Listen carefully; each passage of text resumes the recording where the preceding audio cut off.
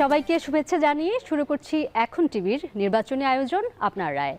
আপনাদের এই পুরো আয়োজনে সঙ্গে রয়েছি আমি আফরোজা সোমা এবং আমার সঙ্গে আজকে রয়েছেন দুজন অতিথি, ডক্টর শামীম রেজা, অধ্যাপক, ঢাকা বিশ্ববিদ্যালয়, এবং আমার সঙ্গে আরও রয়েছেন ডক্টর মইনুল ইসলাম, অধ্যাপক, ঢাকা বিশ্ববিদ্যালয়। আপনাদেরকে স্বাগত জানাচ্ছি আজকের এই আলোচনায়। আসলে আমরা জানি যে আপনারা আজকে অতিথি নন, আর আমিও আসলে এই অর্থে সঞ্চালক নই।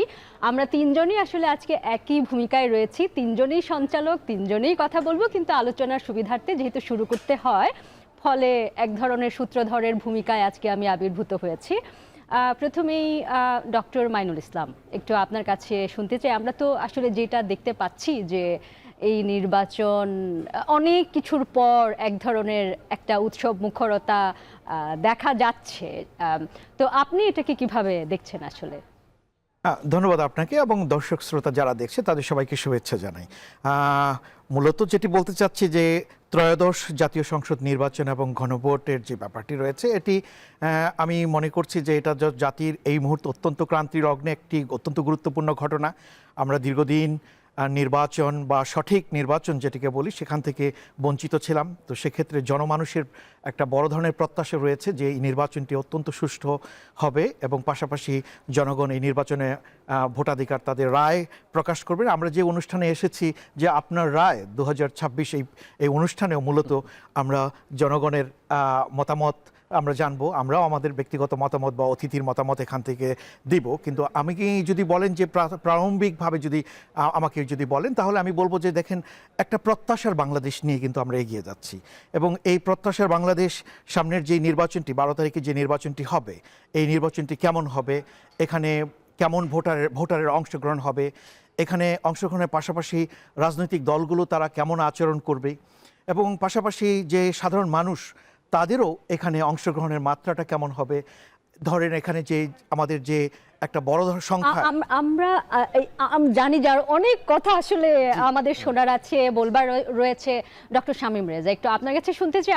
আমরা যখন বসেছিলাম অনেক কথা হচ্ছিল যে অনেক মানুষ ঢাকা ছাড়ছেন, আপনি একটা প্রশ্ন করছিলেন যে তারা কি ভোট দিতে যাচ্ছেন নাকি তারা বেড়াতে যাচ্ছেন, আপনার কি মনে হয়? ঢাকা কখন কখন ঢাকা ছাড়ে মানুষ, আমাদের তো একটাই রাজধানী এবং বিভিন্ন সময় সরকার বাহাদুররা এই রাজধানীর সঠিক জনসংখ্যা কতটা বলতে চান না, মানে যেন অর্ধেক বলতে পারলেই অনেক কিছু হয়। তার কারণ নাগরিক সুবিধা দিতে হয়, তো যত কমিয়ে বলা যায় ততই ভালো। তো অতি সম্প্রতি বোধহয় বিশ্ব ব্যাংক এরকম বলেছেন যে ঢাকার জনসংখ্যা, মঈন আছেন আমার যদি ভুল না হয়, 3,60,00,000 মতো আমি ধরে নিই।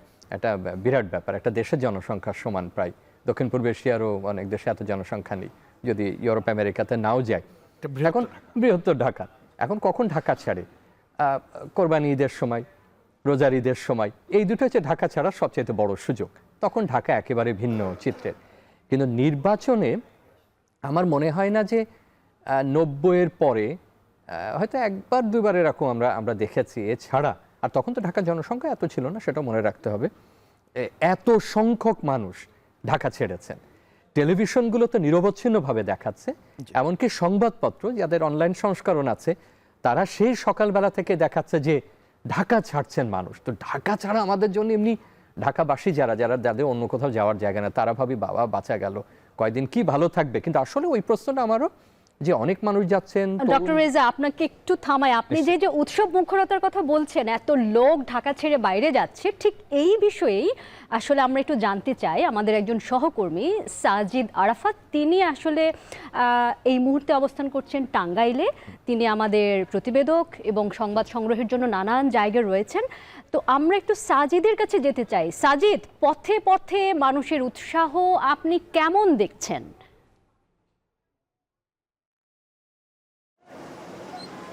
ধন্যবাদ আপনাকে।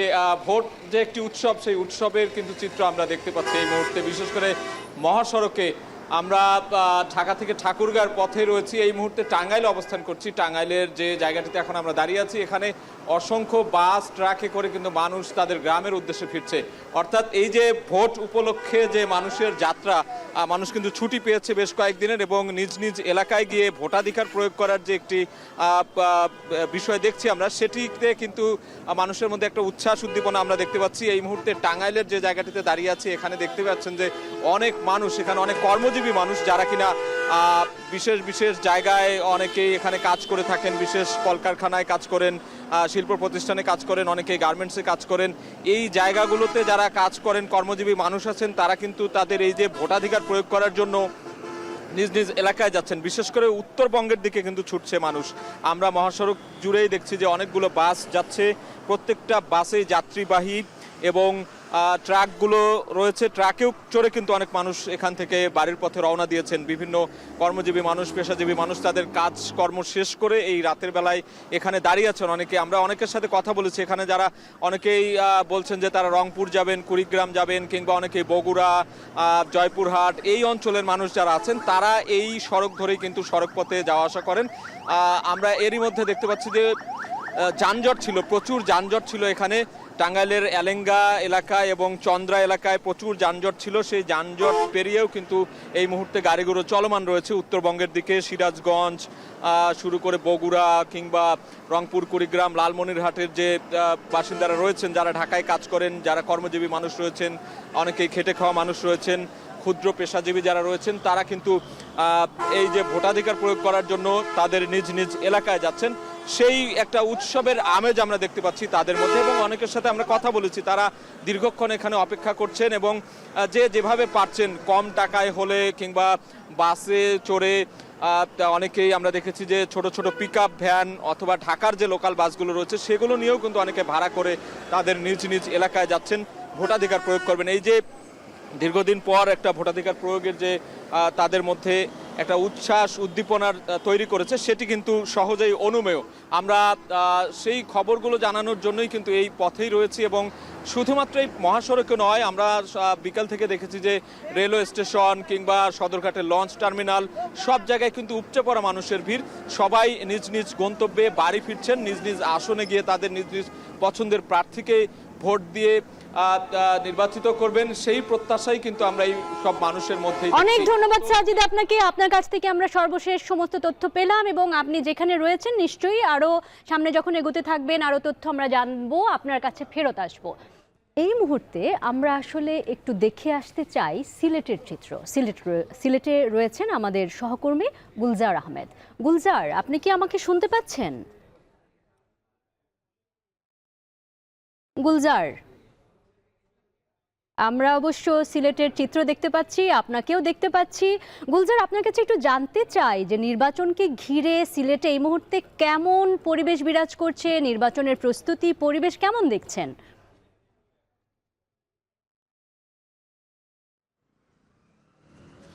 আচ্ছা দেখুন, আসলে দিন শেষ হলেই পরের দিন নির্বাচন, অর্থাৎ 12ই ফেব্রুয়ারি। স্বাভাবিকভাবেই বহু উৎসবের জন্য যে অপেক্ষা বা ভোট উৎসবের জন্য মানুষের যে অপেক্ষা, সেই অপেক্ষার প্রহর গুনছেন আসলে সিলেটের সাধারণ নাগরিক যারা আছেন।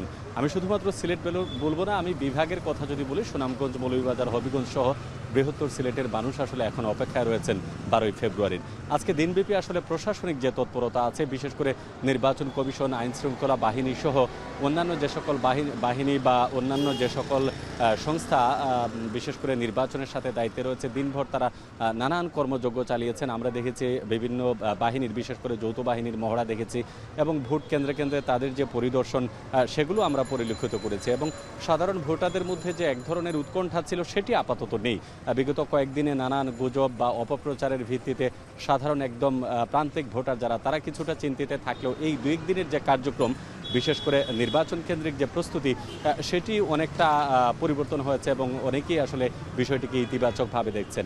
ইতিমধ্যে সিলেটের যে জেলা রিটার্নিং কর্মকর্তা, জেলা প্রশাসক, তিনি স্পষ্ট করে বলেছেন যে বিশেষ করে যারা ভোটের জন্য অপেক্ষা করছেন তাদের ভোট দিতে যাতে কোনো ধরনের বাধা বিপত্তি বা কোনো ধরনের সমস্যা তৈরি না হয়, সেজন্য তারা সর্বোচ্চ নিরাপত্তা ব্যবস্থা নিয়েছেন, এবং ভোটাররা যাতে একদম শান্তিপূর্ণ পরিবেশে কেন্দ্রে গিয়ে তাদের নিজস্ব মতামত প্রদান করতে পারেন, সেই বিষয়ের জন্য তারা নিশ্চয়তা দিচ্ছেন। পাশাপাশি র্যাব, পুলিশ সহ অন্যান্য বাহিনীর সদস্যরা আজকে দফায় দফায় কথা বলেছেন যে আগামী 12ই ফেব্রুয়ারি নির্বাচন, মানুষ যেটার জন্য অপেক্ষা করছিল সেই অপেক্ষার প্রহর তারাও গুনছেন, এবং একটি সুষ্ঠু অবাধ নির্বাচন উপহার দেওয়ার জন্য তারা প্রস্তুত রয়েছেন।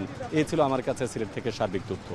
অনেক ধন্যবাদ গুলজার আপনাকে। আপনি রয়েছেন, যদি আমাদের আবারও আসার প্রয়োজন হয় আপনার কাছে ফিরবো, শুনবো সেখানকার আরও বিস্তারিত খবর।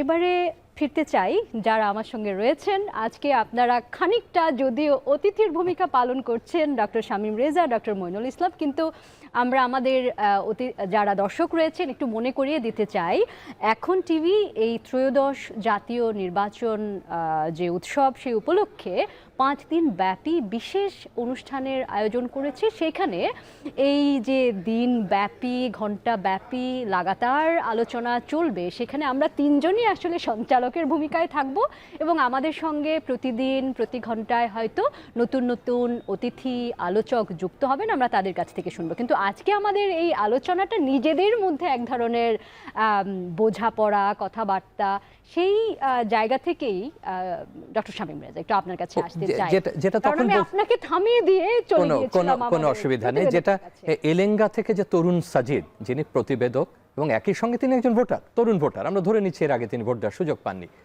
তিনি অত্যন্ত উচ্ছ্বাস দেখাচ্ছেন, অনুমান করছেন যে এরা সবাই ভোট দেবে। এখন দেখুন আমাদের কাছে, আমি একেবারে তাকে নিরুৎসাহিত করছি না, যেটা ঘটে ঢাকা ছাড়তে পারাটা একটা আনন্দের। ঢাকায় বিপুল কর্মজীবী মানুষ থাকেন এবং আমাদের যেহেতু আগেই বলছিলাম সবকিছু ঢাকাতেই, সুতরাং আমাদের ইনল্যান্ড মাইগ্রেশনের একটা বড় অংশ চলে কিন্তু ঢাকা থেকে অন্য জায়গায়, অন্য বিভাগ থেকেও হয়।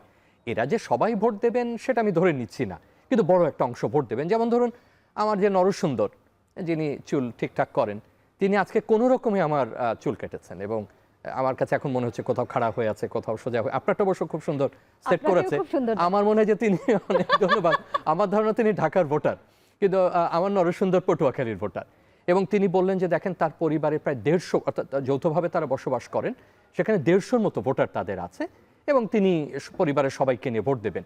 তো যারা এরকম ঢাকা ছাড়ছেন, আমি ধারণা করছি তারা অনেকে অন্যান্য এলাকার ভোটার, তারা ঢাকায় কাজের কারণে আসছেন, থাকেন জীবিকার প্রয়োজনে। আবার সবাই যে ভোট দেবেন তাও না, একটা ছুটি পেয়েছেন কর্মজীবী মানুষের জন্য 4 দিন, তো কিছু না করতে পারে একটা বড় একটা এইখানে শিশুরা দেবেন না, কিন্তু ভোট দেবেন, ভোট হয়তো দেবেন। কিন্তু সাজিদ এবং গুলজিয়ারের উৎসাহকে আমি সত্যি থামাতে চান না। অনেক ধন্যবাদ আপনাকে। আমি একটু ডক্টর মইনুল ইসলাম আপনার কাছে শুনতে চাই, এই যে আপনি পপুলেশন নিয়ে কাজ করেন, পপুলেশন সায়েন্সে আপনার আসলে ধ্যান জ্ঞান, আপনার কাছে বুঝতে চাই তরুণদের যে মনোভাব নিয়ে ডক্টর রেজা বলছিলেন, আপনি সেটাকে কিভাবে দেখছেন? জি, আপনাকে ধন্যবাদ। একইভাবে অধ্যাপক রেজা যেটা বললেন, আমি মনে করি কি, দেখেন যে উনি যেরকম ওনার একটা ব্যক্তিগত উদাহরণ দিয়ে দিয়েছেন, আমি কিন্তু আসার সময় আমার গাড়ি চালক কি বলেছে যে স্যার আমি কিন্তু চাঁদপুরে যাব ভোট দিতে, মানে তার মানে তো আমি কিন্তু উচ্ছ্বাস দেখতেও পাচ্ছি। হ্যাঁ, তো বিষয়টা হচ্ছে যে আপনি যেহেতু ভালো প্রশ্নটি করেছেন যে তরুণ জনগোষ্ঠীর জায়গা, আপনি দেখেন যে আমাদের যে মোট যে ভোটার, যেটা নির্বাচন কমিশন যে তথ্যটা আমাদেরকে দিয়েছে, এবং সেখানে দেখতে পাচ্ছি যে সর্বশেষ আপডেটেড যে ভোটার সংখ্যাটা আমরা দেখতে পাচ্ছি যে সেখানে দেখা যাচ্ছে যে 12,77,11,000, 13 কোটি ছুঁই করছে। হ্যাঁ, 13 কোটি ছুঁই করছে এবং এই সংখ্যাটি কিন্তু অতীতের যে কোনো সময়ের তুলনায় সবচেয়ে বেশি সংখ্যক ভোটার। এখন এই ভোটারদের মধ্যে তরুণ ভোটার বলতে আপনি যদি নির্বাচন কমিশন যেভাবে বলে, ধরেন 18 থেকে 33কে তারা তরুণ বলছে, কিন্তু যদি সরকারের জাতীয় যুব নীতি 2017কে যদি বলে 18 থেকে 35, তাহলে সেই হিসেবটাও যদি যাই, আমরা মোটামুটি দেখতে পাই যে এখানে দেখা যাচ্ছে প্রায় 4,50,60,00,000-এর কাছাকাছি কিন্তু একটা সংখ্যা, এবং এই সংখ্যাটা কিন্তু একটা বড় সংখ্যা। এই যে বড় একটা সংখ্যা, সেটা নিয়ে নিশ্চয়ই আপনার আরো ব্যাখ্যা আছে, আপনার কাছে শুনবো। এবার আমার একটা বিরতিতে যেতে হবে। অবশ্যই। সুপ্রিয় দর্শক, আপনারা দেখছেন এখন টিভির বিশেষ নির্বাচনী আয়োজন আপনার রায়। যাচ্ছে একটা ছোট্ট বিজ্ঞাপন বিরতিতে, সঙ্গেই থাকুন।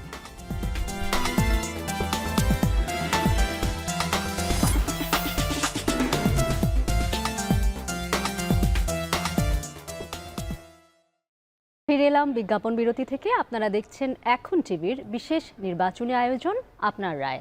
আপনাদের সঙ্গে রয়েছি আমি আফরোজা সোমা, এবং আজকে আমার সঙ্গে রয়েছেন আরও দুজন, ডক্টর শামীম রেজা এবং ডক্টর মইনুল ইসলাম। ডক্টর ইসলাম, আমি আপনাকে থামিয়ে বিজ্ঞাপন বিরতিতে গিয়েছিলাম, একটু আপনার বক্তব্যটা, আপনি যেটা বলছিলেন তরুণদের উৎসাহ, সেই জায়গাটা একটু শুনতে চাই। জি, ধন্যবাদ আপনাকে। আমি আসলে যেটি বলতে চাচ্ছিলাম যে আমাদের এই যে ভোটার, এই যে প্রায় 13 কোটি ভোটার, এই ভোটারের একটা গুরুত্বপূর্ণ অংশ যদি বয়স কাঠামোর বিবেচনায় আমরা চিন্তা করি, তাহলে দেখতে পাচ্ছি যে 18 থেকে 35 বছরের মধ্যে রয়েছে 4,66,00,000, আর যদি 18 থেকে আপনি 33 চিন্তা করেন তাহলে 4,32,00,000। কাজে এই সংখ্যাটা এটি একটি বড় সংখ্যা। এর মধ্যে কিন্তু নারী ভোটার এবং পুরুষ ভোটার, যাদেরকে যুব বা তরুণ হিসেবে যদি বলি, তাহলে তারা কিন্তু তাদের ভাবনা চিন্তাগুলো অতীত থেকে ভিন্ন, এবং এর মধ্যে আমাদের জেনারেশন জেড বা আরও অন্য আগের প্রজন্ম রয়েছে, তা ওনাদের একটা গুরুত্বপূর্ণ আমি বলবো যে অংশীদার থাকবে এই জায়গাতে। এবং পাশাপাশি আমার কাছে আরও একটা গুরুত্বপূর্ণ বিষয়, আপনি জানেন যে বাংলাদেশের এখন প্রতি 10 জনের একজন কিন্তু বয়স্ক মানুষ, এবং এই ভোটারদের মধ্যে প্রায় 1,93,00,000, মানে 2 কোটি ভোটার কিন্তু রয়েছে 60-এর ঊর্ধ্বে। সো ওই রাজনৈতিক দলগুলো তারা যখন ইশতেহার ঘোষণা করছিল, আমি জনমিতিক জায়গা আপনি থেকে 60-এর মধ্যে বলছেন না 60-এর ঊর্ধ্বে বলছেন? 60-এর ঊর্ধ্বে, 60 ঊর্ধ্ব মানুষ, এবং এরা ভোটারই আছে প্রায় 2 কোটির মতো, মানে 1,93,00,000। এবং এই মানুষগুলোও কিন্তু তাদের ভাবনা চিন্তার একটা ব্যাপার। সো আমি কিন্তু এই নির্বাচনটা, এই ত্রয়োদশ যে জাতীয় সংসদ নির্বাচন এবং গণভোট, এই জায়গাতে আমি একদিকে তরুণ ভোটারদের প্রত্যাশা কি রয়েছে, একই পাশাপাশি আবার যারা আমাদের প্রবীণ নাগরিক, যারা সিনিয়র সিটিজেন বলছি, তারাও কিন্তু তাদের কথাটা আপনার কাছে আবার পরে শুনতে আসবো। আমি একটু ডক্টর রেজা আপনার বক্তব্যটা শুনতে চাই।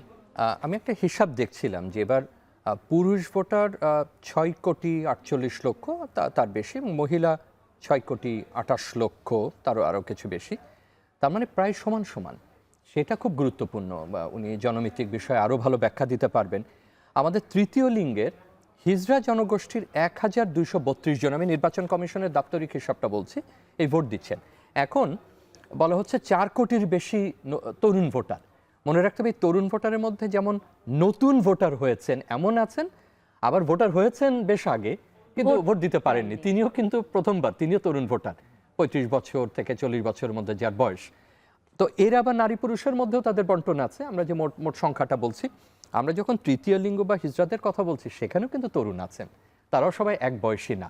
তো এবার আমরা এই অনুষ্ঠানে নিঃসন্দেহে অন্য কোনো রাজনৈতিক মন্তব্যে যাব না, সেটা সমীচীন নয়, কিন্তু এইটুকু অন্তত আমরা বলতে পারি রাষ্ট্রের নাগরিক হিসাবে যে তরুণ ভোটাররা কিন্তু একটা গুরুত্বপূর্ণ অনুষঙ্গ এবারকার। আমরা এইখানে এই গুরুত্বপূর্ণ অনুষঙ্গ পর্যন্ত থামছি, কারণ আমাদের একজন সহকর্মী তরিকুল ইসলাম, তিনি আসলে নির্বাচন ঘিরে খুলনায় কেমন প্রস্তুতি রয়েছে সেই বার্তা নিয়ে আছেন আমাদের জন্য। তরিকুল, নির্বাচন ঘিরে কেমন পরিবেশ বিরাজ করছে খুলনায়, একটু আমাদের জানান।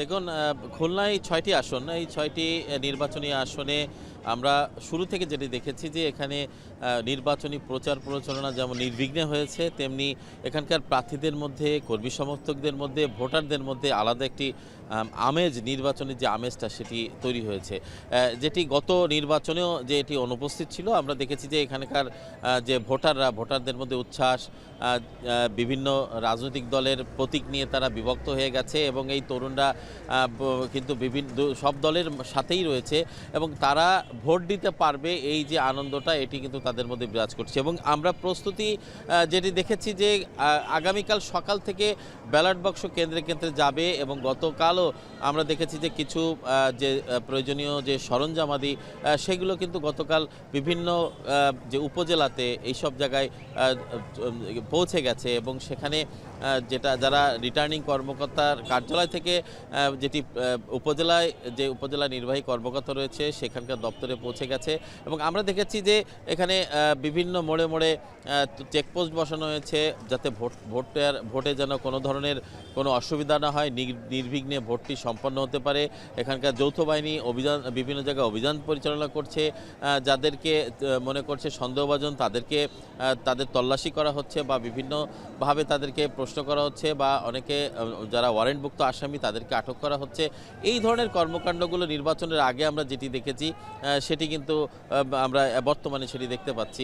বিগত কয়েক মাস যে খুলনায় বিভিন্ন ধরনের হত্যাকাণ্ড হয়েছে, আইন শৃঙ্খলার অবনতি ছিল এবং মানুষের মধ্যে আতঙ্ক ছিল, এই মুহূর্তে আমরা যদি বলি যে খুলনায় নির্বাচনের যে পরিবেশটা কেমন, এক কথায় বলা চলে এই মুহূর্তে একেবারে শান্তি শৃঙ্খলা যে পরিস্থিতি বিরাজ করছে, শান্ত পরিবেশ বিরাজ করছে, আইন শৃঙ্খলা পরিস্থিতি, এবং মানুষের মাঝে যে আমেজটা, যে দীর্ঘদিন পর ভোট দিতে যাবে ভোট কেন্দ্রে, সেই যে আনন্দটা সেটি কিন্তু নারী পুরুষ উভয়ে, বিশেষ করে তরুণ যারা প্রথম ভোট দেবেন তাদের মধ্যে বিরাজ করছে। সব মিলিয়ে আমার কাছে এই ছিল খুলনা থেকে যে বর্তমান যে পরিস্থিতি নির্বাচনের আগ মুহূর্তে এবং বিভিন্ন প্রস্তুতি, তার সর্বশেষ খবর। অনেক ধন্যবাদ তরিকুল আপনাকে। আপনাকে। আমরা প্রয়োজনে আবারও আপনার কাছে ফিরব, আপনাদের কাছে আসবো, আলোচনা শুনবো, কিন্তু তার আগে একটু যেতে চাই আমাদের চট্টগ্রামের সহকর্মী কাজী মাহফুজের কাছে। তিনি চট্টগ্রামে নির্বাচনের যে প্রস্তুতির পরিবেশ এবং সেখানে যে সর্বশেষ অবস্থা সেই খবর আমাদের জানাবেন। আপনার কাছে শুনতে চাই কাজী মাহফুজ, সেখানকার পরিস্থিতি কেমন দেখছেন?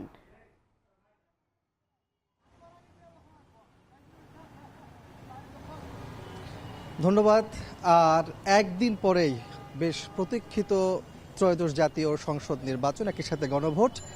এই নির্বাচনকে অবাধ, নিরপেক্ষ এবং সুষ্ঠুভাবে সম্পন্ন করতে চট্টগ্রামের 16টি সংসদীয় আসনে সব ধরনের প্রস্তুতি ইতোমধ্যেই সম্পন্ন করা হয়েছে এবং মাঠে নেমে পড়েছে সেনাবাহিনী, বিজিবি সদস্যরা। আমরা দেখেছি আজ সকাল থেকে চট্টগ্রাম নগরী এবং আশপাশের যে উপজেলাগুলো আছে সেখানে সেনাবাহিনী, বিজিবি সদস্যরা টহল অব্যাহত রেখেছে। পাশাপাশি একটু আগেও আমরা এই মুহূর্তে রয়েছে চট্টগ্রামের কাজী দেউরি মোড়। এখানে প্রায় 30 মিনিট সেনাবাহিনীর সদস্যরা তল্লাশি অভিযান চালিয়েছে। বিশেষ করে সন্দেহভাজন যে সকল যানবাহনগুলো তারা দেখছে সেগুলোকে থামিয়ে কাগজপত্র যেমন তারা যাচাই বাছাই করছে, পাশাপাশি কোনো ধরনের আগ্নেয়াস্ত্র তারা বহন করছে কিনা সেগুলো কিন্তু তারা দেখছেন। আপনাকে বলে রাখি যে চট্টগ্রামের 16টি সংসদীয় আসনে এবার কিন্তু 115 জন প্রার্থী প্রতিদ্বন্দ্বিতা করছেন, যেখানে মোট ভোটার হচ্ছে 66,84,630 জন। আর এই চট্টগ্রামের এই 16টি সংসদীয় আসনের মধ্যে আমরা দেখেছি যে 1965টি কেন্দ্রে ভোট অনুষ্ঠিত হবে। এর মধ্যে রিটার্নিং কর্মকর্তার কার্যালয় আমাদেরকে জানিয়েছে যে 1491টি কেন্দ্রকে অতি গুরুত্বপূর্ণ এবং গুরুত্বপূর্ণ হিসেবে ধরা হয়েছে, অর্থাৎ ঝুঁকিপূর্ণ এবং অধিক ঝুঁকিপূর্ণ। সেই জায়গাতে 655টি কেন্দ্রকে অধিক ঝুঁকিপূর্ণ হিসেবে ধরে সেখানে অতিরিক্ত আইন শৃঙ্খলা বাহিনীর সদস্য মোতায়েন করা হয়েছে, যাতে সুন্দরভাবে সুষ্ঠুভাবে এই নির্বাচন সম্পন্ন করা যায়। তো সবকিছু মিলে বলা যায় যে চট্টগ্রামের আইন শৃঙ্খলা পরিস্থিতি থেকে শুরু করে রিটার্নিং কর্মকর্তার কার্যালয় আমাদেরকে যতটুকু জানিয়েছেন সবকিছু তারা সম্পন্ন করেছেন এবং আর একদিন পরে সুষ্ঠু একটি সুন্দর নির্বাচনের অপেক্ষা করছে চট্টগ্রামের মানুষ। অনেক ধন্যবাদ কাজী মাহফুজ আমাদের সঙ্গে থাকবার জন্য। এবারে একটু যেতে চাই ডক্টর মইনুল ইসলাম আপনার কাছে। আমাদের একটা বেশ আলোচনা জমেছিল, আপনি দুই ধরনের বয়সের মানুষদের উপরে মনোযোগ দিয়েছিলেন, তরুণ না বলে যুবা এবং যারা প্রবীণ। কিন্তু এই আমাদের মতন মানুষ যাদেরকে মধ্যবর্তী বলা হয়, বয়স্ক মানুষ, তো তাদের কথাও কিছু বলুন, কিছু আছে তো নাকি? না, অবশ্যই রয়েছে। ধন্যবাদ আফরোজা শর্মা। আপনি আসলে ভালোভাবেই বলেছেন যে আসলে দেখেন আমরা আমাদের যে বয়স কাঠামো, এই জনসংখ্যার এই বয়স কাঠামোটা যদি আমরা একটু বিশ্লেষণ করি তাহলে দেখতে পাবেন যে এই প্রায় 13 কোটি ভোটারের মধ্যে যে যাদের বয়স 34 থেকে 60 বছর তাদেরকে বলা হচ্ছে যে মধ্যবয়সী ও জ্যেষ্ঠ ভোটার। এই ভোটারের সংখ্যাটি প্রায় দেখা যাচ্ছে প্রায় 6,64,00,000। তো এই 6,64,00,000 ভোটার, তাদের ভাবনা চিন্তা এবং তাদের যে অভিরুচি এবং তারা কিন্তু অতীতে বেশ কয়েকটা নির্বাচনের মধ্যে বসবাস করেছে এবং সেই অবস্থায় তাদের অংশগ্রহণের মাত্রাটা কেমন ছিল এবং এই নির্বাচনে আসলে তাদের অংশগ্রহণের মাত্রাটা কেমন হবে। অর্থাৎ বয়সের মধ্যে তারা ভোটার রয়েছে, কিন্তু যদি আমি নির্বাচনে যদি ভোট দিতে যাবে কি যাবে না এবং তাদের প্রত্যাশা কী এবং সেই প্রত্যাশাটা আমাদের রাজনৈতিক দল যারা নির্বাচনে অংশগ্রহণ করছেন তাদের সেই প্রত্যাশা পূরণ করতে পারবে কি না, সেই জায়গা থেকে কিন্তু এক ধরনের চাহিদার ব্যাপার রয়েছে। সো আমি যেটি বলতে চাচ্ছি যে জনসংখ্যার জায়গা থেকে এই 3টি গ্রুপ কিন্তু বা এই 3টি উপগোষ্ঠী অত্যন্ত গুরুত্বপূর্ণ। একদিকে তরুণ জনগোষ্ঠী দেখতে পাচ্ছি, একদিকে এই মধ্যবয়সী জ্যেষ্ঠ ভোটার এবং আরেকদিকে বলছি প্রবীণ, এবং তারা সকলেই গুরুত্বপূর্ণ বলছেন। আপনার কাছে আরো শুনবো এই ভিন্ন ভিন্ন গোত্র উপগোত্র আপনি যে বলছেন, শুনতে ভালো লাগছে। ডক্টর রেজা, আপনারও নিশ্চয়ই কিছু যোগ করবার রয়েছে, বলবার রয়েছে, শুনতে চাই। তবে তার আগে একটু খুব দ্রুত বলে নিই যে আমাদের প্রতিবেদকরা বিভিন্ন স্থান থেকে দিচ্ছেন। আমি খেয়াল করলাম যে খুলনা থেকে, এরা আমারও পিতৃপুরুষের বিভাগ, সেখানে আলো কম। এলেঙ্গাতে রাস্তার আলো প্রচুর, সিলেটে অনেক আলো, চট্টগ্রামে আলো, কিন্তু তরিকুল যেখানে দাঁড়িয়েছিলেন সেখানে কেমন একটা অন্ধকার, শুধু কমলার দোকানে আলো দেখা যাচ্ছে, একজন কাপড় বিক্রি করছেন। আশা করছি যে আগামী সময়গুলোতে খুলনার আরও আলোকোজ্জ্বল সুন্দর দৃশ্যগুলো আমরা দেখতে পাবো। আর বয়সের যেটা বলছিলেন, বিভিন্ন শব্দে লেভেল দিয়ে জনমিতিক বিশেষজ্ঞ মঈন বললেন, কিন্তু এটা আমরা হিসাব করছিলাম, আমরাও যারা মধ্য বয়সে সত্যিকার অর্থে গেছি, তো অনেক সময় হয় না যে কতটা বসন্ত পার হয়ে এলাম বা কতগুলো বর্ষা, তার সাথে বাবা, এখন আপনি হিসাব পুরো করতে হচ্ছে, সাহিত্য করছেন, তার সাথে বসন্ত হিসাব করতে বর্ষা। হচ্ছে যে কতগুলো নির্বাচন পার হয়ে এলাম বা কতগুলো নির্বাচনে ভোট দিতে পেরেছি। আমি মঈনের সঙ্গে একমত যে যারা প্রবীণ ভোটার বা জ্যেষ্ঠ ভোটার বা মধ্যবয়সী ভোটার বা অনেক নির্বাচন দেখেছেন, অংশগ্রহণ করেছেন বা অংশগ্রহণের ইচ্ছা ছিল, হয়তো কোনো কারণে পারেননি, তার হিসাবগুলো অন্যরকম। তিনি পুরনো জিনিসের সঙ্গে মিলিয়ে দেখতে চান, দলগুলোর সম্পর্কে তার মূল্যায়ন আছে, বাংলাদেশ সম্পর্কে তার মূল্যায়ন আছে। এই যে প্রতিশ্রুতি দেয় এটা করব এটা করব, এটা কিন্তু জ্যেষ্ঠ ভোটারকে সহজে প্রভাবিত করা যায় না। তিনি জানেন যে কি বলা হয় আর কি করা হয়। সুতরাং এই ভোটারটা গুরুত্বপূর্ণ। আপনি এখন যদি সংখ্যা দেখেন, প্রায় 13.5 কোটি যদি ধরি, তাহলে 8 কোটির মতো কিন্তু পুরনো ভোটার। এই 8 কোটির মধ্যে যে জ্যেষ্ঠ ভোটার যারা আছেন তারাও কিন্তু কম গুরুত্বপূর্ণ না। আমরা তরুণ ভোটারদের কথা বলছি, নারী ভোটারদের কথা বলছি, আদিবাসী ভোটারদের কথা এবার বলছি, সংখ্যালঘিষ্ঠদের কথা বলছি, বিভিন্ন বিবেচনায় যারা সংখ্যালঘিষ্ঠ। কিন্তু এই প্রবীণ বয়স্ক বা আমার মতো যারা, তাদের কথা কিন্তু খুব বেশি বলা হচ্ছে না, যে আমরাও কিন্তু অনেক নির্বাচন ডক্টর দেখেছি, রেজা, আমরাও গুরুত্বপূর্ণ হয়ে উঠতে পারি। আপনার এই যে নির্বাচন যে একটা খটখটে ব্যাপার বলে আমাদের একটা ভীতির মতন একটা ব্যাপার হয়, কিন্তু আপনি কি সুন্দর করে জীবনের বসন্ত বর্ষার না, সঙ্গে না, মিলিয়ে নির্বাচন তো কতগুলো তাই যে নির্বাচন দেখলাম। এই আলোচনায় যে ফিরবো, কত নির্বাচন একটা পেরিয়ে বিরতি এলাম। নিয়ে আসি। অনেক ধন্যবাদ। প্রিয় দর্শক, আমরা দেখছি এখন টিভির নির্বাচনী অনুষ্ঠান আপনার রায়। যাচ্ছি ছোট্ট বিরতিতে, সঙ্গে থাকুন।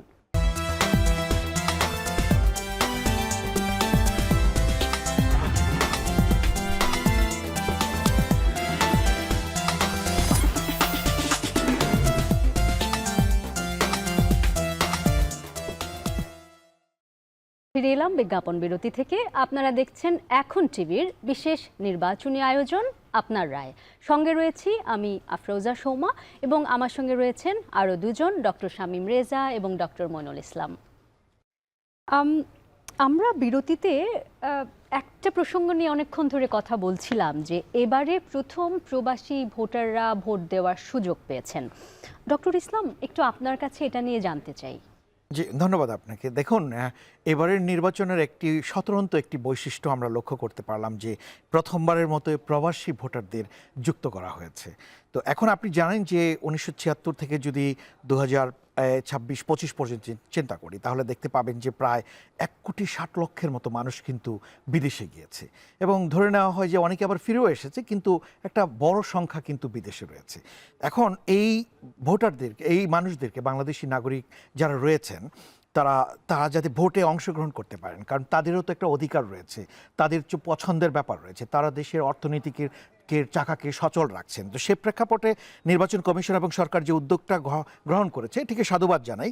এবং এটি করার জন্য পোস্টাল বিডি একটা অ্যাপের মাধ্যমে, নিবন্ধনের মাধ্যমে এই কাজটি করার প্রচেষ্টা নেওয়া হয়েছিল, এবং দেখতে পেয়েছি যে প্রায় 15.5 লাখ, মানে 15,33,000 একটু উপরে এই নিবন্ধন করেছেন। এবং এই নিবন্ধনের মধ্যে দেখা যাচ্ছে যে দেশের মধ্যেও আছে, পোস্টাল মাধ্যমে এসেছে, কিন্তু 7,61,000 উপরে কিছু করেছে। কিন্তু আমার কাছে প্রত্যাশা ছিল যে এই সংখ্যাটা আরও বেশি হবে, এবং এখানে দেখা যায় যে সবচেয়ে বেশি আমরা দেখতে পাচ্ছি প্রবাসী ভোটার সৌদি আরব থেকে আছে, এবং সেখানে দেখতে পাচ্ছি সর্বোচ্চ 2,39,000-এর মতো নিবন্ধন করেছেন। এবং দেখা যায় আমাদের তো সম্ভবত মধ্যপ্রাচ্যেই রয়েছেন সবচেয়ে বেশি প্রবাসী। রাইট, এবং সৌদি আরবের পর মালয়েশিয়া এবং কাতারে রয়েছেন, এবং ওমানে, এবং মালয়েশিয়াতে প্রায় 84,000-এর উপরে, এবং কাতারে 76,000-এর উপরে, এবং ওমানে 56,000-এর উপরে। কিন্তু যে মোটা দাগে আমি বলবো যে এটা একটা শুরু, যাত্রাটা শুরু হলো, তো আরও বেশি সংখ্যক কিন্তু প্রবাসী এখানে যুক্ত হওয়ার একটা সুযোগ। এই বিষয়ে একটু শামীম রেজা, আপনার কাছেও শুনতে চাই। আমরা যে এই ভোটটা যে চালু হলো, আমাদের এর অভিজ্ঞতাটা তো আমাদের এই প্রথম হলেও আমরা তো বৈশ্বিকভাবে এই অভিজ্ঞতাটা পরোক্ষে আমরা দেখেছি। আপনার কি বলবার আছে এইখানে, যদি বাইরের জায়গা থেকে বলেন? যেটা ডক্টর মঈন ব্যাখ্যা করলেন, যে কোনো দেশের নাগরিক, সে যে অন্তর্ভুক্ত আছে, তার যে রাজনৈতিক প্রক্রিয়া অংশগ্রহণ করার অধিকার আছে, অংশগ্রহণ করে, তার একটা বড় দৃষ্টান্ত কিন্তু এটা ছিল, যে আমরা শৈশব থেকেই শুনতাম যে মার্কিন নাগরিকরা যেখানে থাকেন তারা পোস্টাল ব্যালটের মাধ্যমে ভোট দিতে পারেন। পরে অবশ্য আরও অন্যান্য পদ্ধতি, ডিজিটাল পদ্ধতিতে এখন তারা দিচ্ছেন। এটা আমাদের ছিল না। এখন ভাবুন যে লক্ষ লক্ষ মানুষ মধ্যপ্রাচ্যে ছিলেন, অভিবাসী কর্মী যারা, সেখানে দক্ষ কর্মীর চাইতে আমাদের হয়তো অভিবাসী অদক্ষ কর্মীরাই বেশি ছিলেন। তাদের পক্ষে চাইলেই বাংলাদেশে এসে ভোট দেওয়া সম্ভব হতো না। আবার যদি একটু পুরনো দিনে যান, আমাদের অভিবাসনটা শুরু হয়েছিল ইউরোপের দিকে, যুক্তরাজ্যে, এরপরে যুক্তরাষ্ট্রে বেড়েছে, এরপরে আমাদের ইউরোপের বিভিন্ন দেশে বেড়েছে, ইটালিতে আছে, পর্তুগালে আছে। সো বাংলাদেশের ডায়াসপোরা একটা বড়, আমি যদি অভিবাসী কর্মী, দক্ষ, আধা দক্ষ, অদক্ষ সহ যদি সবাইকে একটা ডায়াসপোরা সম্প্রদায় ধরি, তারা বিরাট অংশ বঞ্চিত হতেন ভোটদান থেকে। সবার পক্ষে কি মার্কিন যুক্তরাষ্ট্র, ডক্টর রেজা আপনাকে একটু থামাচ্ছি, আলাপ শেষ না, আলাপটা চলবে। আমরা একটু একটা প্রসঙ্গ নিয়ে অনেকক্ষণ ধরে কথা বলছিলাম যে এবারে প্রথম প্রবাসী ভোটাররা ভোট দেওয়ার সুযোগ পেয়েছেন। ডক্টর ইসলাম, একটু আপনার কাছে এটা নিয়ে জানতে চাই। জি, ধন্যবাদ আপনাকে। দেখুন, এবারের নির্বাচনের স্বতন্ত্র একটি বৈশিষ্ট্য আমরা লক্ষ্য করতে পারলাম যে প্রথমবারের মতো প্রবাসী ভোটারদের যুক্ত করা হয়েছে। তো এখন আপনি জানেন যে 1976 থেকে যদি 2026-25 পর্যন্ত চিন্তা করি, তাহলে দেখতে পাবেন যে প্রায় 1,60,00,000 মতো মানুষ কিন্তু বিদেশে গিয়েছে, এবং ধরে নেওয়া হয় যে অনেকে আবার ফিরেও এসেছে, কিন্তু একটা বড় সংখ্যা কিন্তু বিদেশে রয়েছে। এখন এই ভোটারদেরকে, এই মানুষদেরকে, বাংলাদেশি নাগরিক যারা রয়েছেন, তারা যাতে ভোটে অংশগ্রহণ করতে পারেন, কারণ তাদেরও তো একটা অধিকার রয়েছে, তাদের পছন্দের ব্যাপার রয়েছে, তারা দেশের অর্থনীতিকে চাকাকে সচল রাখছেন। তো সে প্রেক্ষাপটে নির্বাচন কমিশন এবং সরকার যে উদ্যোগটা গ্রহণ করেছে, এটিকে সাধুবাদ জানাই। এবং এটি করার জন্য পোস্টাল বিডি একটা অ্যাপের মাধ্যমে, নিবন্ধনের মাধ্যমে এই কাজটি করার প্রচেষ্টা নেওয়া হয়েছিল, এবং দেখতে পেয়েছি যে প্রায় 15.5 লাখ, মানে 15,33,000 একটু উপরে এই নিবন্ধন করেছেন। এবং এই নিবন্ধনের মধ্যে দেখা যাচ্ছে যে দেশের মধ্যেও আছে, পোস্টাল মাধ্যমে এসেছে, কিন্তু 7,61,000 উপরে কিছু করেছে। কিন্তু আমার কাছে প্রত্যাশা ছিল যে এই সংখ্যাটা আরও বেশি হবে, এবং এখানে দেখা যায় যে সবচেয়ে বেশি আমরা দেখতে পাচ্ছি প্রবাসী ভোটার সৌদি আরব থেকে আছে, এবং সেখানে দেখতে পাচ্ছি সর্বোচ্চ 2,39,000 মতো নিবন্ধন করেছেন। এবং দেখা যায় তো সম্ভবত মধ্যপ্রাচ্যেই রয়েছেন সবচেয়ে বেশি প্রবাসী, এবং সৌদি আরবের পর মালয়েশিয়া এবং কাতারে রয়েছেন, এবং ওমানে, এবং মালয়েশিয়াতে প্রায় 84,000-এর উপরে, এবং কাতারে 76,000-এর উপরে, এবং ওমানে 56,000-এর উপরে। কিন্তু যে মোটা দাগে আমি বলবো যে এটা একটা শুরু, যাত্রাটা শুরু হলো, তো আরো বেশি সংখ্যক কিন্তু প্রবাসী এখানে যুক্ত হওয়ার একটা সুযোগ। এই বিষয়ে একটু শামীম রেজা আপনার কাছেও শুনতে চাই। আমরা যে এই ভোটটা যে চালু হলো, আমাদের এর অভিজ্ঞতাটা তো আমাদের এই প্রথম হলেও আমরা তো বৈশ্বিকভাবে এই অভিজ্ঞতাটা পরোক্ষে আমরা দেখেছি। আপনার কি বলবার আছে এইখানে, যদি বাইরের জায়গা থেকে বলেন? যেটা ডক্টর মুইন ব্যাখ্যা করলেন, যে কোনো দেশের নাগরিক, সে যে অন্তর্ভুক্ত আছে, তার যে রাজনৈতিক প্রক্রিয়া অংশগ্রহণ করার অধিকার আছে, অংশগ্রহণ করে, তার একটা বড় দৃষ্টান্ত কিন্তু এটা ছিল যে আমরা শৈশব থেকেই শুনতাম যে মার্কিন নাগরিকরা যেখানে থাকেন তারা পোস্টাল ব্যালটের মাধ্যমে ভোট দিতে পারেন। পরে অবশ্য আরও অন্যান্য পদ্ধতি, ডিজিটাল পদ্ধতিতে এখন তারা দিচ্ছেন। এটা আমাদের ছিল না। এখন ভাবুন যে লক্ষ লক্ষ মানুষ মধ্যপ্রাচ্যে ছিলেন, অভিবাসী কর্মী যারা, সেখানে দক্ষ কর্মীর চাইতে আমাদের হয়তো অভিবাসী অদক্ষ কর্মীরাই বেশি ছিলেন। তাদের পক্ষে চাইলেই বাংলাদেশে এসে ভোট দেওয়া সম্ভব হতো না। আবার যদি একটু পুরনো দিনে যান, আমাদের অভিবাসনটা শুরু হয়েছিল ইউরোপের দিকে, যুক্তরাজ্যে, এরপরে যুক্তরাষ্ট্রে বেড়েছে, এরপরে আমাদের ইউরোপের বিভিন্ন দেশে বেড়েছে, ইটালিতে আছে, পর্তুগালে আছে। সো বাংলাদেশের ডায়াসপোরা একটা বড়, আমি যদি অভিবাসী কর্মী, দক্ষ, আধা দক্ষ, অদক্ষ সহ যদি সবাইকে একটা ডায়াসপোরা সম্প্রদায় ধরি, তারা বিরাট অংশ বঞ্চিত হতেন ভোটদান থেকে। সবার পক্ষে কি মার্কিন যুক্তরাষ্ট্র, ডক্টর রেজা আপনাকে একটু থামাচ্ছি, আলাপ শেষ না, আলাপটা চলবে। আমরা একটু যেতে চাই আমাদের সহকর্মী আরিফ হোসেনের কাছে। তিনি ফরিদপুরে রয়েছেন, ফরিদপুরের কি সর্বশেষ পরিস্থিতি সেটা একটু আমরা জানবো। আরিফ হোসেন, আশা করি আপনি আমাকে শুনতে পাচ্ছেন। আমরা অপেক্ষা করছি ফরিদপুরের যে নির্বাচনী চিত্র সেটা একটু জানতে চাই, বলুন আমাদের। আসলে শুধু ফরিদপুর নয়, ফরিদপুর বৃহত্তম, ফরিদপুরের যেই 5টি জেলা রয়েছে, এখানকার গোপালগঞ্জ, শরীয়তপুর, মাদারীপুর এবং রাজবাড়ী, এই 5টি জেলার যে নির্বাচনী ব্যবস্থাপনা এবং আইন শৃঙ্খলা নিয়ন্ত্রণ কিন্তু আজকে ফরিদপুর থেকেই নির্ধারিত হয়েছে। কারণ আপনি নিশ্চয়ই জানেন যে স্বরাষ্ট্র উপদেষ্টা আজকে এখানে এসেছিলেন, এবং তিনি প্রত্যেকটি জেলার ডিসি এবং এসপি তাদেরকে ডেকেছেন, ডেকে তাদের সাথে কথা বলেছেন, নির্বাচনী স্ট্রাইকিং ফোর্স কী ধরনের পদক্ষেপ নেবে সেটা নির্ধারণ করেছেন। কারণ আজকে সকাল থেকে প্রচারণা বন্ধ। ইতিমধ্যে আমরা ভোটারদের সাথে কথা বলেছিলাম, তারা মিশ্র প্রতিক্রিয়া দেখাচ্ছেন। কেউ তাদের দলীয় যেই সমর্থন রয়েছে সমর্থনের পক্ষে তারা কথা বলছেন। তবে আমরা যেই ফরিদপুরের 4টি আসন রয়েছে তার মধ্যে 2 এবং 4 এই দুটি আসনে কিন্তু যারা স্বতন্ত্র প্রার্থী রয়েছেন এবং 4-এর মধ্যে যারা জামাতের প্রার্থী রয়েছে সবকিছু মিলিয়ে বিএনপি এবং জামাতের মধ্যে হাড্ডাহাড্ডি একটি লড়াই কিন্তু এই 4টি আসনই আমরা বিভিন্ন জায়গায় দেখতে পাচ্ছি। এবং আমরা সাধারণ মানুষের সাথে যে কথা বলেছিলাম তারা বলছেন যদি নির্বিঘ্নে ভোট দিতে পারেন তাহলে তারা উৎসব মুখর পরিবেশে তারা ভোট দেবেন এবং ভোট কেন্দ্রে যাবেন। যদিও এখন পর্যন্ত এখানকার যেই নির্বাচনী আইন শৃঙ্খলা নিয়ন্ত্রণের যেই দায়িত্ব এবং যেভাবে সাজানো হয়েছে তার মধ্যে র্যাব থাকছেন, আর্মি থাকবেন, পুলিশ থাকবেন এবং ব্যাটালিয়ন আনসার থাকবেন এবং বিজিবি থাকবেন। প্রত্যেকটি প্রতিষ্ঠানের এবং প্রত্যেকটি সংস্থারই কিন্তু 2টি থেকে 3টি কোনো কোনো ক্ষেত্রে 4টি করে টিম প্রত্যেকটি এলাকায় থাকবে। এবং এছাড়া আপনি নিশ্চয়ই জানেন যে নির্বাচনের যেই ঝুঁকিপূর্ণ জেলাগুলো রয়েছে তার মধ্যে এই 5টি জেলা ইতিমধ্যে প্রশাসনের পক্ষ থেকে নির্ধারণ করা হয়েছে এবং ভোট কেন্দ্র যেগুলো ঝুঁকিপূর্ণ থাকতে পারে সেগুলো নির্ধারণ করে তারা প্রচারণার পাশাপাশি তারা দেখছেন যে কোনভাবে কিভাবে এই জায়গাগুলোর যদি কোনো ঝুঁকিপূর্ণ থাকে সেই ঝুঁকিগুলো প্রশমন করা যায়। অনেক ধন্যবাদ আরিফ হোসেন, আমাদেরকে বৃহত্তর ফরিদপুরের চিত্র আসলে তিনি জানালেন। শামীম রেজা, আপনাকে থামিয়েছিলাম, আপনার কাছে ফিরবো, তার আগে একটু জিজ্ঞেস করি, লাইট ঠিক ছিল? ফরিদপুর বেশ উজ্জ্বল মনে হচ্ছিল।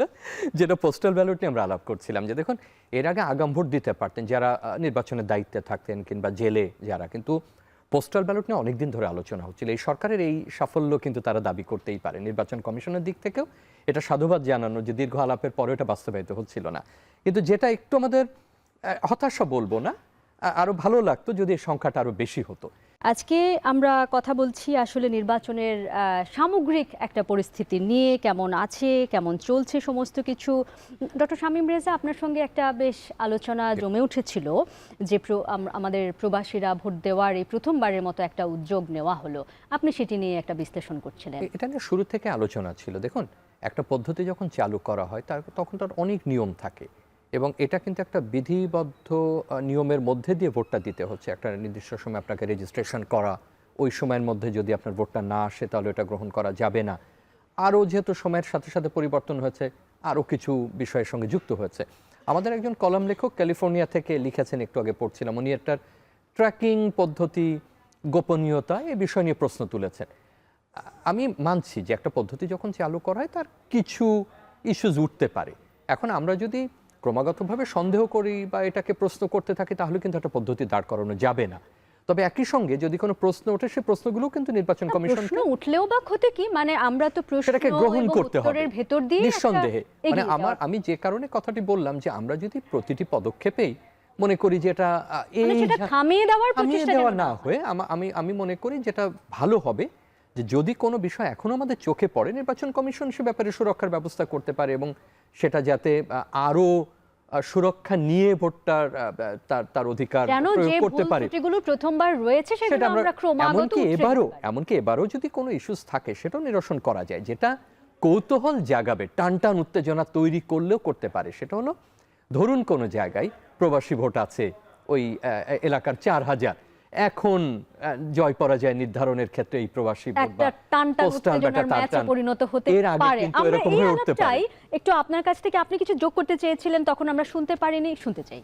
না যে ধন্যবাদ। না, অধ্যাপক শামীম রেজা যথার্থই বলেছেন যে একটু খেয়াল করে দেখেন যে এই প্রবাসী ভোটারদের মধ্যে বাংলাদেশের অঞ্চল ভিত্তিক যদি বন্টনটা খেয়াল করেন কোথায় থেকে বেশি আসছে। ধরেন আপনি চট্টগ্রামের কথা যদি বলেন, অনেক মানুষ ওখানে আছে, সো ওই জায়গাতে কিছু কিছু আসনে হয়তো বা ওখানে তারা নির্ধারকের ভূমিকায় চলে আসতে পারে, ততখানি গুরুত্ব আসলে রয়েছে। এবং তবে আমি যে জায়গাটা চিন্তা করছিলাম যে ভোট ব্যবস্থাপনা এবং পোস্টাল ব্যালট, এটা তো অবশ্যই একটা নতুন, যেহেতু আমরা একটা শুরু করেছি, এর মধ্যে কিছু হয়তো বা প্রতিবন্ধকতা থাকতে পারে, কিন্তু যে শুরু হয়েছে বিষয়টাকে এটাকে স্বাগত জানাচ্ছি। কিন্তু আমি যেই জায়গাটায় দৃষ্টি আকর্ষণ করতে চাই, যারা আসলে ওই পোস্টাল বিডির মাধ্যমে যারা নিবন্ধন করেছেন এই তাদের মধ্যে প্রায় 1/3 মাত্র আমরা পেয়ে যাই। আমার প্রত্যাশা ছিল যে এখানে পুরোপুরি হয়তোবা আগ্রহ হবে। এবং ধরেন বাংলাদেশে যেহেতু আমরা প্রবাসীদের কথাও বলছি, তো পৃথিবীর 148টা দেশের থেকে নিবন্ধন, আমি যতটুকু পত্রপত্রিকা এবং নির্বাচন কমিশনের এই কাগজপত্রে দেখছিলাম, যে ভাবছিলাম, তো এখন এই যে মানুষগুলো যে ভোট দিল, হ্যাঁ, আমাদের তো সংখ্যাটা আরও বেশি, তাদের অংশগ্রহণটা যদি আরও বেশি হতো, তাহলে যেটা হতো কি, মানুষের তাদের রায়টা আরও বেশি আমি বলবো যে প্রতিফলিত হতো, এবং সেটি হয়তো বা নিয়ামক হিসেবে কাজ করবে। কিন্তু আপনি একটু কিছু যোগ করতে আমি চাইছেন? যেমন ধরুন একটা নিবন্ধে এই ধরনের, তার নিচে একজন মন্তব্য লিখেছেন যে এটাকে আরো ব্যবস্থাটাকে উন্নত করা যেত উন্নত দেশের মতো। আমি একটা কথা যোগ করি, উন্নত দেশে কিন্তু এটা আরো সরল ছিল, এমন কিছুই ছিল না, একেবারে একটা খামে ভরে। আমার দীর্ঘ সময় যুক্তরাজ্যের এই ভোটগুলো দেখার সুযোগ হয়েছে, যুক্তরাষ্ট্রেও দেখেছি, সেটা আরো সরল ছিল। বরং এখন আমরা অনেক ধরনের পদ্ধতির সঙ্গে যুক্ত করেছি, অনেক সুরক্ষার বিষয়গুলো যুক্ত করেছে। আস্থা একটা বড় এই ব্যাপার। বিষয়গুলো আরো শুনবো, কারণ প্রথমবারের মতো এই জিনিসটা এসছে, নিশ্চয়ই আমাদের জানা বোঝার রয়েছে আরো অনেক কিছু। তবে এই মুহূর্তে আমরা আসলে যেতে চাই, নরসিংদীতে রয়েছেন আমাদের সহকর্মী জাহিদ হাসান। জাহিদ, আপনি কেমন দেখছেন পরিস্থিতি? আমরা খুবই কৌতূহলী হয়ে আছি, একটু আমাদের জানান। নরসিংদী জেলায় 5টি আসন, 6টি উপজেলা। এখানে ভোটার রয়েছে 19 লাখ, এর মধ্যে নারী ভোটার রয়েছে 9 লাখ, আর তরুণ ভোটার প্রায় 5 লাখ। এই জেলাতে পুরো নির্বাচন সময়ের মধ্যেই কোনো বড় ধরনের সহিংসতা বা কোনো ছোটোখাটো ধরনের সহিংসতা হয়নি, এখন পর্যন্ত শান্তিপূর্ণ রয়েছে। এবং সন্ধ্যা থেকে আমি পুরো এই শহরটিতে ঘুরেছি, মানুষের সঙ্গে কথা বলেছি, বিভিন্ন শ্রেণী পেশার মানুষের সঙ্গে। তারা ভোট দেওয়ার জন্য প্রস্তুতি নিচ্ছেন, মানসিকভাবে তারা প্রস্তুত এবং মুখিয়ে রয়েছেন এক ধরনের, বলতে গেলে যে যেহেতু এর আগে কয়েকটি নির্বাচনে অনেকের পছন্দের দল নির্বাচনে অংশ নেয়নি, যে কারণে এবারের নির্বাচনে তাদের দলগুলো রয়েছে, সেক্ষেত্রে তাদের মধ্যে একটি বাড়তি উত্তেজনা রয়েছে, আগ্রহ রয়েছে। এবং যেহেতু অনেকগুলো দল মাঠে রয়েছে, বিএনপি, জামায়াত সহ অন্যান্য দলগুলো নির্বাচন করছে, এই কারণে এখানে ভোটারদের মধ্যে আগ্রহ রয়েছে। এবং এই নরসিংদীর 5টি আসনের মধ্যে আমি সদরে দাঁড়িয়ে রয়েছি, সদর উপজেলা পরিষদের সামনে। এখান থেকে মূলত সকাল থেকে ভোটের সরঞ্জামাদি দেয়া হবে এবং ভোটের যে নির্বাচন শেষ করার জন্য যেই জিনিসপত্রগুলো লাগবে সংশ্লিষ্ট কেন্দ্রগুলোতে, সেটি এখান থেকেই সকাল থেকে বিতরণ করা হবে। এবং ভোটের একটি উৎসবমুখর পরিবেশ রয়েছে, মানুষের মধ্যে আগ্রহ রয়েছে ভোট দেয়া নিয়ে। আইন শৃঙ্খলা বাহিনীরও তৎপরতা চোখে পড়ার মতো দেখেছি। এই হচ্ছে নরসিংদীর সবশেষ এখান থেকে যে পরিস্থিতি দেখা গেছে সন্ধ্যা থেকে, সেটি। নরসিংদী থেকে আমাদের সঙ্গে যুক্ত হয়েছিলেন সহকর্মী জাহিদ হাসান। আপনারা আমার সঙ্গে রয়েছেন সুপ্রিয় দর্শক। আমরা সময় হলো আরও একটি ছোট্ট বিরতিতে যাবার। বিরতি থেকে ফিরে আমাদের সহকর্মীদের আলোচনা শুনব।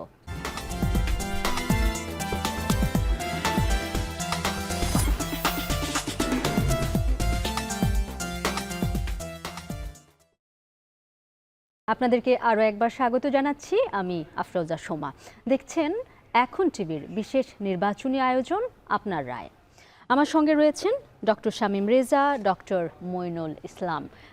ডক্টর রেজা, আপনার সঙ্গে আলাপ হচ্ছিল যে আমাদের পোস্টাল ব্যালট এবারে নতুন যুক্ত হয়েছে, কিছু মানে সমালোচনাও হচ্ছে, আরও একটু কথা বাকি ছিল বোধহয়। আমি যদি এটা শেষ করে আনি আলোচনাটা এইভাবে, যে নতুন একটা ব্যবস্থার প্রতি প্রথমে আস্থা রাখতে হবে, এবং এই ব্যবস্থাটা যতক্ষণ আপনি চর্চা না করছেন ততক্ষণ তার সীমাবদ্ধতাগুলো আপনি চিহ্নিত করতে পারবেন না।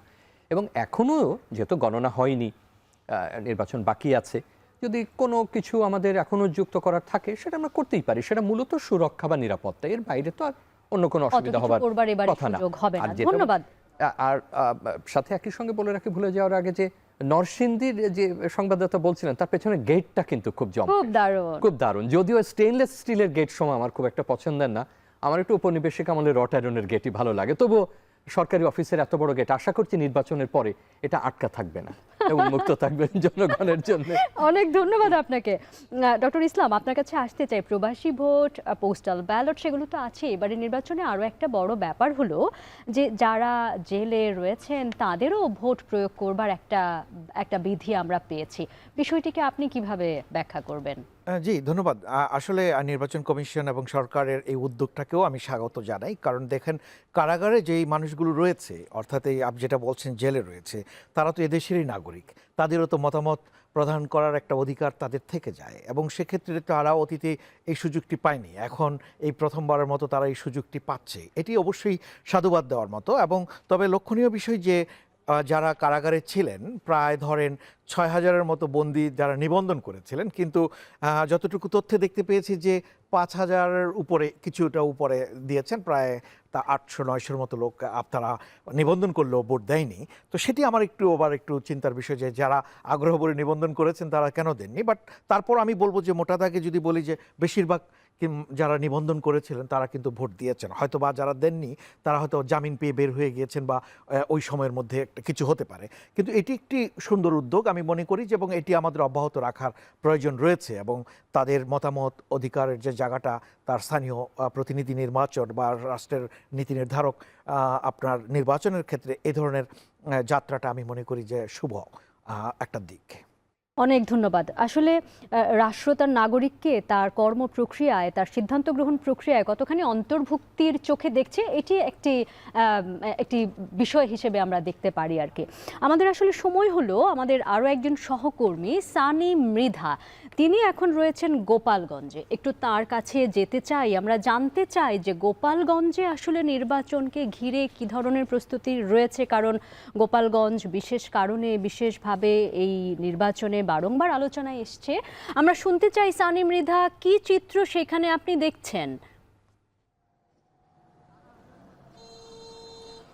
ধন্যবাদ আপনাকে। আমি সন্ধ্যার পরপরই আসলে গোপালগঞ্জের উদ্দেশ্যে যখন ঢাকা থেকে আসছিলাম, আমরা দেখেছি যে পদ্মা ব্রিজ পার হওয়ার সাথে সাথে একটু উৎসব মুখর পরিবেশ নিয়ে বা একটা উন্মাদনে নিয়ে ঢাকার বিভিন্ন জায়গা থেকে তারা আসলে দক্ষিণবঙ্গের দিকে উদ্দেশ্যে অনেক লোকজন বা ভোটার আসেন। তবে সবশেষ যখন আমি গোপালগঞ্জে এসে পৌঁছালাম, এখানকার চিত্রটা আসলে একটু ভিন্ন। যেমনটি আপনি বলছিলেন যে বিভিন্ন কারণে বারংবারই এই গোপালগঞ্জ আলোচনায় এসে, আমরা এসে সেই চিত্রটাই দেখেছি। এখানে যেহেতু আমি এখন আছি গোপালগঞ্জের সদর যে আসনটি রয়েছে, কাশিয়ানী, আংশিক কাশিয়ানী রয়েছে, সাথে সদর নিয়ে গোপালগঞ্জ 2 আসনে, এখানে কিন্তু প্রার্থীর সংখ্যা বেশ ভালোই। বলা যায় যে গোপালগঞ্জের 3টে আসনের মধ্যে এই 2 নম্বর আসনে কিন্তু 11 জন প্রার্থী রয়েছেন। এর মধ্যে বিএনপি থেকে রয়েছে এবং 11 দলীয় জোট থেকে কিন্তু খেলাফত মজলিসকে দেওয়া হচ্ছে। তবে সেক্ষেত্রে এখানে এতজন প্রার্থী থাকা সত্ত্বেও আমি খুব বেশি এখানকার প্রার্থীদের পোস্টার থেকে শুরু করে ফেস্টুন, ব্যানার, এগুলো খুব বেশি লক্ষ্য করতে পারিনি। তবে এখানে বেশ আইন শৃঙ্খলা বাহিনী খুবই তৎপর। আমরা বিভিন্ন আবাসিক হোটেলগুলোতে আমরা কিছুক্ষণ পরপর দেখেছি যে আইন শৃঙ্খলা বাহিনী যে তল্লাশি চালাচ্ছেন, তারা খোঁজ নিচ্ছেন। এর বাইরে কিন্তু একটি অনাকাঙ্ক্ষিত ঘটনাও ঘটেছে, অর্থাৎ আমি আসার পর সন্ধ্যার 7:30 থেকে 8টার মধ্যে জেলা প্রশাসকের বাসভবনের সামনে ককটেল বিস্ফোরণের মতো ঘটনা ঘটেছে বলে আমরা পুলিশের কাছ থেকে তথ্য পেয়েছি। তবে এর বাইরে যদি আমরা এখানে বলি, প্রায় 10টার মধ্যে এখানকার দোকানপাট থেকে শুরু করে সব কিছু বন্ধ হয়ে গেছে। তবে বাকি যেসব জায়গার মতো যে নির্বাচনী আমেজ, সেই জায়গা থেকে কিছুটা ভাটা পড়েছে গোপালগঞ্জে, এতটুকু বলা যায়। তো এই ছিল গোপালগঞ্জের সবশেষ নির্বাচনী পরিবেশ আমার কাছে। বলছিলেন গোপালগঞ্জ থেকে আমাদের সহকর্মী সানি মৃধা। ডক্টর রেজা, আপনার কাছে আসলে জানতে চাই, আওয়ামী লীগের মতো একটি বড় দল এই জাতীয় নির্বাচনে অনুপস্থিত, তার একটা রেশ আমরা খানিকটা এখানেও দেখলাম। আপনি যদি কিছু যোগ করতে চান খুব সংক্ষেপে। দেখুন, গোপালগঞ্জের একটা সাধারণ রাজনৈতিক পরিচয় আছে এবং একটা বড় দল এবার নির্বাচনে অংশ নিতে পারছে না। এ নিয়ে রাজনীতিতে আলোচনা থাকবে, ভবিষ্যতে আমরা বিশ্লেষণ করব। কিন্তু আমার কাছে গুরুত্বপূর্ণ যে যারা ভোটার, তারা যেন ভোটদান করতে চান, তারা যেন সুরক্ষা পান, তারা যেন বঞ্চিত না হন। এবং গোপালগঞ্জ কোনো একটা দলের কোনো সময় স্ট্রংহোল্ড ছিল দেখেই সে বৈষম্যের শিকার হবে, সেটা কোনোভাবেই গ্রহণযোগ্য না। নির্বাচন কমিশনের কাছে সবাই সমান। কোনো এলাকার যদি বাড়তি নিরাপত্তা প্রয়োজন হয়, সেটা তারা নিরাপত্তা নেবেন। যেমন উনি বলছেন বিভিন্ন আবাসিক হোটেল বা অন্যান্য জায়গায় আইন শৃঙ্খলা রক্ষা বাহিনী খোঁজ নিচ্ছেন। আমি একই সঙ্গে একটু সতর্কতার সাথেও কথাটা বলবো যে এটাতে সাধারণ কোনো মানুষ যেন হয়রানির শিকার না হন। নিরাপত্তার প্রয়োজনে তো খোঁজ দিতেই পারেন, এটা তাদের সাধারণ অংশ। তো প্রত্যেক জায়গায় জনগণের অধিকার আছে, তারা ভোট দেবেন, যাকে পছন্দ তারা দেবেন, তাদের সিদ্ধান্ত তারা নেবেন, সেটার ব্যাপারে কোনো অনেক ধন্যবাদ ডক্টর শামীম রেজা আপনাকে। শামীম রেজা, আমরা নানান প্রসঙ্গ নিয়ে কথা বলছি। আপনারাও নিশ্চয়ই দেখেছেন যে বারংবার যে প্রসঙ্গটি এবার আমাদের চোখে পড়েছে, ইলেকশন ইঞ্জিনিয়ারিং। কি না জানি হয়ে যায়, অনেক ঝুঁকি, না জানি কি হয়। এই যে ভয়, ভীতি, বাস্তবতা আর গুজব না কি, একটু আপনার কাছে শুনতে চাই। এটা হলো যে শিল্প বিপ্লব বাংলাদেশ থেকে শুরু হয়নি, প্রকৌশল বিদ্যাও শুরু হয়নি, কিন্তু কিভাবে জানি আমরা একটা শব্দ তৈরি করেছি ইলেকশন ইঞ্জিনিয়ারিং। মানে এটার আবার বাংলা করা যায় না, কিন্তু তাহলে নির্বাচন প্রকৌশল এটা কেমন জানি শোনাই, বা কারচুপি। দেখুন, এটা ঘটেনি সেটা বলা যাবে না, এটা বিভিন্ন সময় ঘটেছে। পুরোনো দিনে ম্যানুয়াল পদ্ধতিতে, অ্যানালগ যুগেও কিছু কারচুপি করার চেষ্টা হতো, জাল ভোট যার ভোটার তালিকায় নাম নেই তাকে এনে ভোট দেওয়ানো কিংবা একটু বেশি সংখ্যক ভোট দেওয়া, এটা দিনে দিনে আরও খারাপের দিকে গেছে। কেন্দ্র দখল, ব্যালট বাক্স ছিনতাই, ঢুকতে না দেওয়া, আর তার সঙ্গে আমাদের যে সমস্ত বিতর্কিত নির্বাচনগুলো হয়েছে গত সময়ে, সেখানে দেখা গেছে যে যার যেখানে অন্তর্ভুক্ত থাকার কথা না তিনি যুক্ত হয়েছেন। কেউ কেউ অতি আগ্রহ দেখিয়ে যেখানে 10%, 15% ভোট পড়েনি, আপনি বিরাট শতাংশ ভোটকে সেখানে আপনাকে আমি একটা লেটেস্ট মানে একেবারে সর্বশেষ একটা রিপোর্ট প্রকাশ করেছে টেক গ্লোবাল ইনস্টিটিউট। তারা কিন্তু গত নির্বাচনে কেমন করে খুব কায়দা করে ডিজিটালি আসলে এক ধরনের ইঞ্জিনিয়ারিং করা হয়েছে বা করা যায় এবং চাইলে যে আসলে এই ম্যানিপুলেশনটা করা সম্ভব, সেই রিপোর্টটা তারা এখানে তুলে ধরেছে এবং তারা এক ধরনের সতর্কতা দিয়ে বলেছে যে দেখো এবারের নির্বাচনেও সেই আশঙ্কাটাকে তো উড়িয়ে দেওয়ার সুযোগ নেই। এই সতর্কতা নেওয়া যদি যায় তাহলে সেই বাস্তবতাটাকে এড়ানো সম্ভব। তো এইটাকে আপনি কিভাবে এখানে আমার কাছে প্রতিবেদনটি আছে, একেবারে যে এই ডিজিটালি বা ইলেকট্রনিকলি ইঞ্জিনিয়ারিং করা যায় না তা না, কিন্তু একটা জিনিস মনে রাখতে হবে, বাংলাদেশের সব কিছু কিন্তু অতটা ইলেকট্রনিক বা ডিজিটাল না এখনো। সুতরাং এখানে ইঞ্জিনিয়ারিংয়ের একটা বড় অংশ কিন্তু প্রশাসন ভূমিকা রাখছে কিনা, অন্যরা জোরপূর্বক এখানে ভূমিকা রাখছে কিনা, অতি উৎসাহী, আমি যদি খুব সরল বাংলায় বলি, যেটা না সেটাকে হ্যাঁ করা, সংখ্যা বাড়িয়ে দেওয়া, এটাকে সরিয়ে নেওয়া, এগুলো আসলে এত গ্লানিকর যে আলোচনা করাও খুব অস্বস্তিকর, কিন্তু এটা ঘটেছে বা ঘটে। অতি সম্প্রতি যে এশিয়ার 13 বা 14টা দেশে নির্বাচন হয়েছে তার একটা অভিজ্ঞতা নিয়ে ওয়েবিনার ছিল, আপনিও যুক্ত ছিলেন সেখানে, এবং সেখানে দেখেছেন যারা আরও বেশি ডিজিটাল পদ্ধতিতে গেছে, জাপান, ফিলিপাইন বা থাইল্যান্ড, সেখানে চ্যালেঞ্জগুলো আরও বেশি। কিন্তু আমার কাছে, আমি ছেড়ে দেওয়ার আগে এটা বলবো যে এর চাইতে আমার কাছে ঝুঁকিপূর্ণ মনে হচ্ছে আমাদের সাইবার জগতে যে কর্মকাণ্ডগুলো। অনেক ধন্যবাদ ডক্টর রেজা। ব্যবহার আমরা করে অনুষ্ঠানের শেষ দিকে চলে এসেছি, ছোট করে ডক্টর ইসলাম আপনার মন্তব্য জানতে চাই একই প্রসঙ্গে। না, ধন্যবাদ। তো এখন বিষয়টা হচ্ছে যে ইলেকশন ইঞ্জিনিয়ারিং যে আমাদের হয় নাই, রাতের ভোট, দিনের ভোট, এই বিষয়গুলো কিন্তু নাগরিকের মধ্যে আছে ভাবনা চিন্তা এবং অতীতে ঘটেছে। এখন মোটা দাগে যদি বলি যে আসলে নির্বাচন কমিশন, স্থানীয় প্রশাসন, আইন শৃঙ্খলা বাহিনী এবং বিভিন্ন অংশীজন যারা রয়েছেন সংশ্লিষ্ট, তারা কি ভূমিকা নেন, গণমাধ্যম এবং পাশাপাশি যারা নির্বাচন পর্যবেক্ষক, অধ্যাপক শামীম রেজা নিজেও একজন পর্যবেক্ষকের ভূমিকা পালন করেন, তাদের ভূমিকা কেমন সেটিও কিন্তু দেখার বিষয় রয়েছে। কাজেই সার্বিকভাবে সবাই যদি সঠিকভাবে দায়িত্বটা পালন করে এবং ওয়াচ ডগ হিসেবে যদি কাজ করে, আশা করি একটা সুন্দর নির্বাচন আমরা পেতে যাচ্ছি। অনেক ধন্যবাদ ডক্টর মইনুল ইসলাম, ডক্টর শামীম রেজা, আপনাদের দুজনকেই, এবং সুপ্রিয় দর্শক আপনাদেরকে অনেক ধন্যবাদ এতক্ষণ আমাদের সঙ্গে থাকবার জন্য। আপনার রায় অনুষ্ঠানে এই ছিল আমার কাছে।